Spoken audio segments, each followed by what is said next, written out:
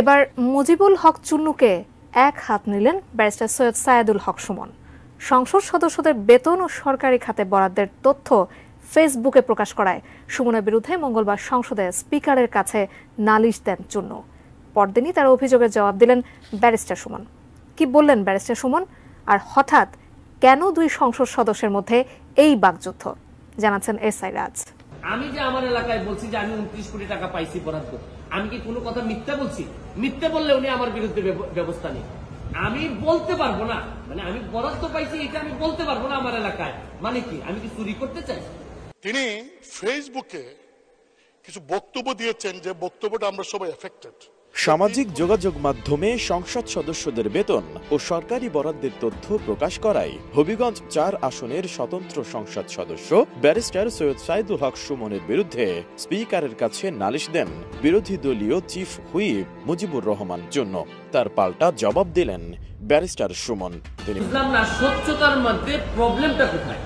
আমি যদি স্বচ্ছ হইতে চাই, আমি যদি যে বরাদ্দ পাই এটা যদি আমি বলে দিতে চাই, বলি জনগণকে, মঙ্গলবার জাতীয় সংসদে দেওয়া মুজিবুল হক চুন্নুর বক্তব্যের জবাবে বুধবার সুপ্রিম কোর্ট প্রাঙ্গণে সাংবাদিকদের এসব কথা বলেন ব্যারিস্টার সুমন। যেসব জিনিসগুলো আসলে প্রকাশ পাইনি, জাতির ভালো হয়, দেশের ভালো হয়, এগুলো আমি প্রকাশ করি। এই এমপি হওয়ার পর জননেত্রী শেখ হাসিনার যে সরকার, এই সরকার আমাকে যা যা দিয়েছেন আমি এগুলা প্রকাশ করেছি। আমি আগে নিজে আমি কখনো জানতাম না যে এমপিরা কত সম্মানী পান। আমি মনে করি এটা লুকানোর কিছু নাই, এটা বললে স্বচ্ছতা হয়।